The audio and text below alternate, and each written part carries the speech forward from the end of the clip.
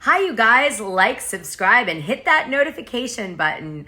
You never know what's going to happen on my channel. By the way, you never know what I'm going to put in my videos because I do something very weird that a lot of creators don't do, which is I put Easter eggs in my videos and I like sneak stuff in. And sometimes I'll do a topic and I'll like take you on a journey and you'll be like, oh, I don't want to hear about that. And you'll quit. And then right after that, I'll put something really juicy. I do that on purpose sometimes. I like to reward the people who like go with me. So anyway, but today I'm not going to do that. I'm going to actually give you a bunch of gossip up front in this video. But I'm going to ask that you hang on till the end, okay? So the first thing I wanted to tell you guys, which I don't know if you have heard, you probably have, but Kathy Hilton has been bragging on social media that she thinks she can get Kim Richards to rejoin the Real Housewives of Beverly Hills, along with enrolling Kyle's help on this. And so she posted that recently, I think, to show the fans that she was here to stay. Now, I found some really interesting gossip about Kathy Hilton, which was pretty shocking to me, which is that Kathy Hilton feels that The Real Housewives of Beverly Hills is her show, and her show above and beyond Kyle's show. So in other words, secretly, Kathy Hilton believes she has more power with Evolution and Bravo than Kyle does. I was like, wow, that's really audacious. But yeah, that's what someone was told, I heard on the cast. In addition to that, I was told that Kathy thinks Kyle is a monster. Whoa, that's some a monster is a little extreme, don't you think? That's the rumor. I'm just going to call it a rumor. And it's alleged that she said that Kyle was a monster. But we'll have to see if this maybe plays out in some weird way in that rant that's coming up that we know Kathy Hilton is going to do when she gets to Aspen and all the SHIT hits the fan. Kyle alluded to it on Watch What Happens Live last night when she said, I'm not... she was like, I'm looking forward to the reunion. So that's what she was talking about. I guess Kathy, well, the people in the Patreon know exactly what I'm talking about because there's some receipts in the Patreon. You guys should go in there and see it from last week and also support the YouTube channel. It's only $6 for the month and there's so much in there. I'm telling you, great search engine too. Can search by all your favorite topics and people and find all the gossip that's like the deep stuff about them. So anyway, but yeah, all the Kathy Hilton stuff was posted in the last week, especially in my bonus audio. That's more. That's $10.99 for the month, but that bonus audio has the whole story, like 30 minutes of the deepest gossip of your life. Okay, just saying. Promise it won't disappoint. So then, if you haven't heard, there was some drama with Lisa Rinna yesterday and about Sutton because a TikTok video was released with a girl who's like a teenager, and she said basically that she was friends with Sutton's kids and that she was the girl in the hot tub story that Sutton mentions in season 12, and that she stopped being friends with Sutton's kids basically because she felt that the mom was racist, which is Sutton. And so she did this TikTok video to call it out. And she said, by the way, I'm not Chinese. Anyway, the video ends up getting deleted. We have no way of knowing if this person was really the girl in the hot tub, okay? But she did delete it. But Lisa Rinna jumped on her social media and goes, I know I'm going to end up getting blamed for this in some way. And sure enough, she was right. And some fans said, Lisa Rinna, did you pay this girl to go on social media and call Sutton a racist after your whole shenanigans with Patrick, basically? That was the implication. So in other words, like Lisa paid Patrick for a storyline, that Patrick Sommer guy, and now she's, working with this other girl to like destroy everyone on her cast. Anyway, Lisa went and said, this is stupid. Of course I didn't do that. But anyway, the bottom line is she was right. The fans blamed her. They want to blame her right now because they can't stand her. I don't know. You know, she's been on the show a long time. She's starting to like needle people. You know, I think she's having a better season this season, certainly than last year and the year before. But, you know, the fans get tired and they get like relentless. But needless to say, if you want my opinion, which maybe you don't, but if you do, then my opinion is that Lisa did not pay this Patrick Somers guy or coordinate an effort with him. That's made up. And my opinion is, you know, I have no way of knowing if this girl was actually the girl in the hot tub, but I don't think Lisa had anything to do with it. I think either it really was the girl and that's her feelings and she went public with it, or she is just some girl wanting followers and thought she'd get a bunch of, you know, leverage from putting that post up. You know, she'd get a bunch of clout. So, yeah, that's my thoughts, but I have no way of knowing. Listen, if anybody knows that girl who posted that allegation against Sutton and said she was the hot tub girl, please have her reach out to me on my DMs, Wilkie_Dana. All in the description. Would love to find out if she really is the girl and if that's really all true. Yeah. I'll put a quick picture here to help you understand.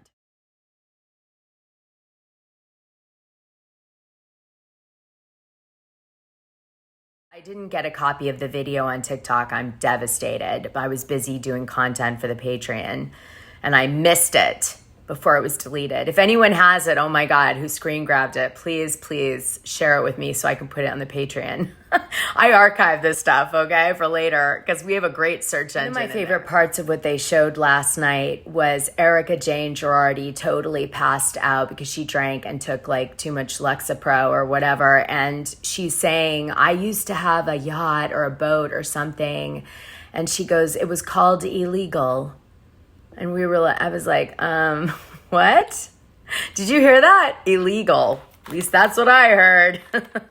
But, you know, who knows? You know, after The Housewife and The Hustler, I might be a little tainted. How do you guys feel about the rumor about Crystal? Now, there's two components of this rumor. One is that she is a master manipulator. She looks for the strongest friend in the group, and she takes her out by acting a victim and is a manipulator. And she plays like a gray game. She's not a straight shooter. That was the rumor that Sutton supposedly heard from a friend that knows Crystal.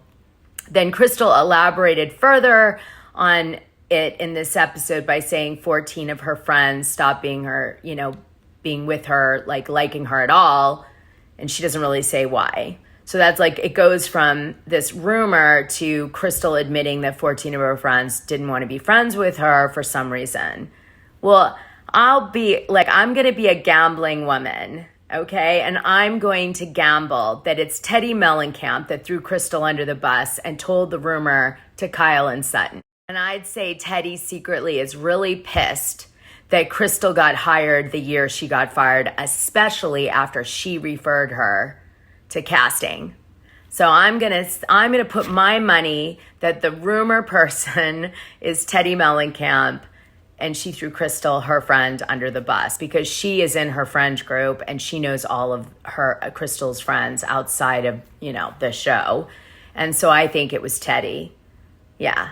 And she probably did it under the, like, you know how she does her higher than now thing. So she probably was like, listen, I don't want to throw Crystal under the bus or anything, but you know, a whole bunch of us like got really upset with her and some of the people didn't talk to her and said she was like a manipulator and don't kill the messenger, but I'm just telling you because I care. I'm sure, you know, it was elaborate. I mean, you know, a bunch of caveats, but still throw her under the bus. Make sure you comment on that below. I want to know if you think I'm right about Teddi being the one who threw Crystal under the bus by gossiping about her to the other housewives. Because notice that Sutton says, well, I'd like to say who told me, but she's not sitting at this table right now. Hint, hint.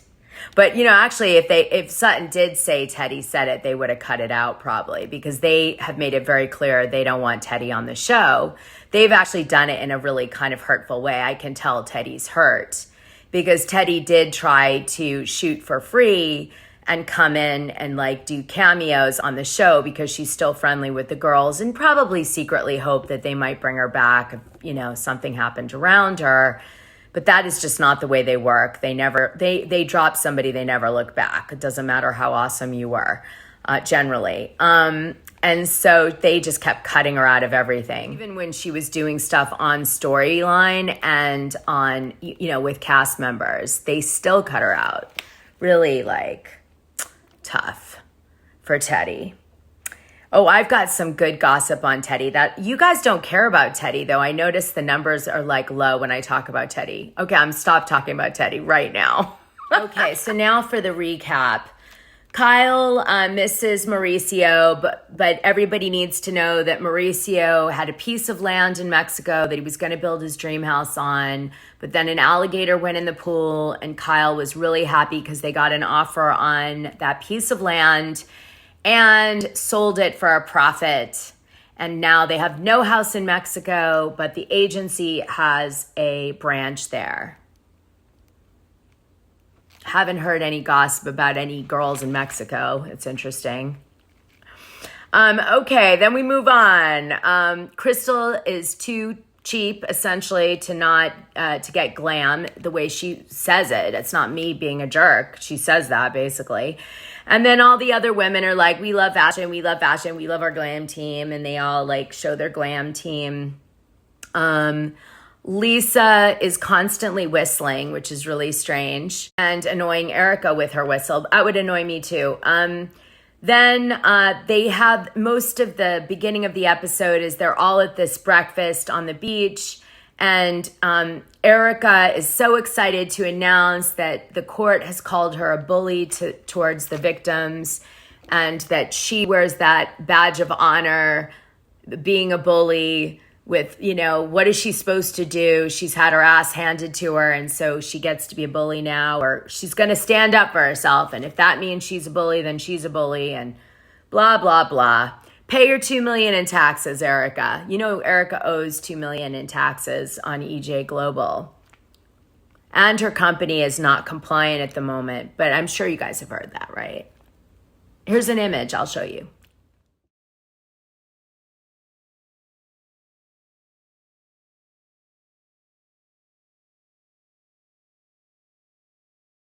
Anyway, Sutton says she's going to take the LSATs. She says she's a bad test taker. As part of that little segment, we find out that Tom Girardi used to grade the bar exams and has all the secrets to the LSATs. So just when we thought that, you know, the corruption ended at the, you know, with the California bar, we find out that he was actually controlling who got their law license and not.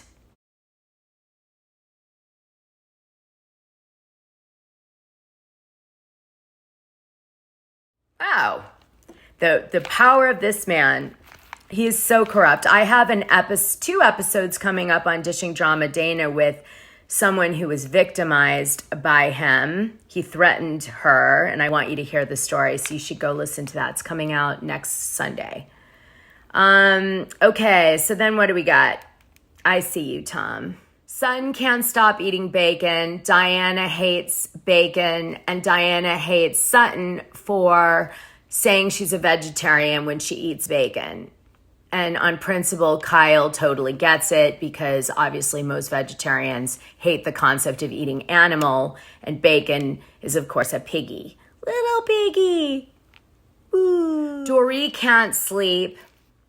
She's stressed all the time, or at least at the beginning of breakfast she is. By the later that afternoon, she's no longer stressed because she goes shopping and it seems to solve all of her problems.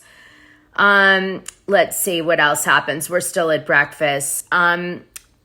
Lisa tells a touching story about how her mom is somehow linked to birds symbolically for her. And so now every time she sees a bird, she thinks of Lois, and she thinks Lois is with her, and it gives her comfort. And so that's like a theme of just like now every time we see a bird, it's going to represent Lois, and that's great. Okay. Then we've got surfing. Everybody tries to surf. Not everybody. Lisa, Erika, and Crystal go surfing. They suck. They don't surf. They do the usual funny thing of like, ha ha ha, the stereotype of California people is that we should surf, but none of us do. And Erika couch surfs, and Crystal can't stop crying. She cries for like 4 hours over this story she said about Sutton that now has made Sutton not like her anymore. And now she feels like the other women, being Kyle, Sutton, Dorit, hate her, and Garcelle. And she's just sad. She's so sad about the story that she brought up that caused all this. She's just crying. Boo-hoo. Erika and Lisa are such good friends, though. They sit with her through the whole crying thing. And that night, Kyle calls them and says, you know, how was Crystal today? And they were like, she cried all day. And she was like, oh, wow, what did she say? And what was it all about? What like tapped it? And they both went, I don't know. Like they weren't listening. Yeah, so great friends. All right, anyway, so they go shopping and in Mexico and they buy some stuff. Sutton buys a $5,000 ring, again, demonstrating how awesome her divorce settlement was. So then we go to the dinner at a fancy restaurant, and the whole purpose of this dinner is for Crystal and Sutton to work out their issue. Their issue is that Crystal told a story about Sutton that made her sound like a racist. And Sutton is upset that she would do that because they had just started to be friends. And I think Sutton sees that as her biggest vulnerability on the show because she's Southern. And so she's sensitive to it. And Crystal is, knows that and is attacking Sutton. She sees Sutton as more popular with the fans than she is, and she's a new housewife. So I think secretly off camera, she's jealous of Sutton, by the way. Just saying, that is a real thing. So I think Crystal's coming for Sutton. And so anyway, we go to this dinner and we're seeing all of this now really play one out. Team is Sutton, Dorit, Garcelle, and Kyle, and the other team is everybody else, which is, I guess, Diana, Lisa Rinna, and Erika Jayne on Crystal's side. And, Kyle believes that Crystal wants Garcelle's approval, and that's why she's told this story. But it backfired on her because she exaggerated the truth. I think that's what Kyle feels. And Sutton is just feeling attacked. And anyway, Sutton flips out over at dinner. She yells at Diana Jenkins. She won't accept Crystal's apology till Crystal gives it to her in exactly the way she wants it. And I know why that is. She's trying to get it on camera because she wants to make sure it makes the edit just the way she wants. I know Sutton's getting hip to this game. Kyle's like, Crystal is not a victim. She's playing victim on the show so that she can get like fan base, I guess. That's pretty much what Kyle's saying, although she doesn't break the fourth wall, but it's like so obvious. Anyway, everybody at dinner, 2 of the women wear birds for Lois, Diana Jenkins, and Crystal as a shout out to Lois, Lisa's mom. Room 23 comes up and Diana does like a confessional video where she explains that she hates talking about the book because after the book came out, all these rumors came out that she was a madam and a hooker, basically. And she sets the record straight that, she's not a madam and a hooker, or wasn't one. Room 23 did not start that rumor. What happened and why Diana is so sensitive to it is when she used to live in the UK. And when she lived in the UK, none of the socialites in London would embrace her into society. And that was because I think a lot of the women believed she was kind of like a mail order bride for Roger Jenkins, or she was like, maybe like they questioned how she got over from Bosnia and how she integrated herself with this banker, met him at the gym, suddenly, she's got all this like ability. Now, Roger Jenkins says beautiful things about Diana Jenkins. He says it's her networking ability and, her intelligence and stuff that really got him and her contacts that got him, as a banker to be as wealthy as he was. So he's definitely stood up for her, that she's not just some bimbo that he was with, but nobody really understood how Diana Jenkins got to be Diana Jenkins. For a long time, people have speculated about Diana Jenkins, and it had a lot to do with things like some people she's dated, which is pretty shocking. Like anyway, if you don't know the whole story of Diana Jenkins, you should make your own decision. So NT and I did a deep dive of Diana Jenkins, a part 1 and part 2 a few weeks ago. He's the one who does Crazy Days and Nights. Anyway, we go through and talk about Diana Jenkins and all the different elements to her life and, and the blinds, and discuss how they might be related. Anyway, if you listen to it, you could then decide how you feel about, the gossip that's flying around for, that she's the Rosetta Stone of all gossip, and decide how you feel about it. Do you believe it? But I mean, this whole concept that it was Room 23 that started that is not accurate. It was way before then that these kind of things were being speculated about Diana. It certainly didn't help that she did Room 23, because Room 23 is shot at the Peninsula Hotel. And frankly, between you, me, and my circle light, that hotel had a lot of hookers that hung out in it. Everybody in LA knew that. Certainly I did.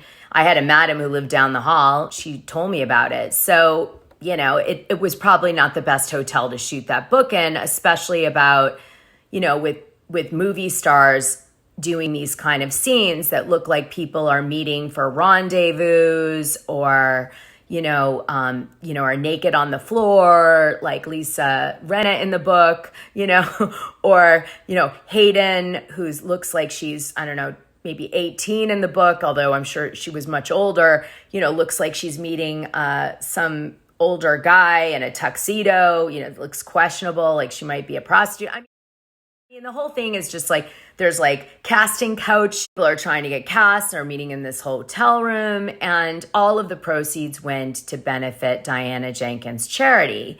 And just people found like it was a bad subject matter to go along with her charity. Let's just say that. Just wasn't the right fit. It would have been a good idea to do something wholesome and not that. I mean, I know she was probably trying to sell books. And now, a very expensive book, by the way. I think it's like $300 back when, if you wanted to buy it, maybe be like, if it was new now, you maybe $500 or $600. I don't know. It was like a lot. So maybe she was just trying to tap that market. But needless to say, kind of tone deaf to go with the charity that was benefiting from it. She denies it, but I mean, what else is she going to do? Even if it was true, I doubt anyone would ever go on the Housewives of Beverly Hills and admit that they were a hooker or madam. I mean, or maybe they would. It'd be a great storyline. Anyway, at the end of all this BS between Sutton and Crystal that we have to endure, Erika keeps interjecting, and she's just so annoying because she's fighting everybody's battle for them so she can get camera time. And Garcelle just gets so annoyed. She's like, I am so annoyed by you. Like, because there's kind of a respect that's unsaid, which is like, respect everybody's space a little bit so that if it's their fight, let them fight it out, get their camera time. They're the one having to endure it.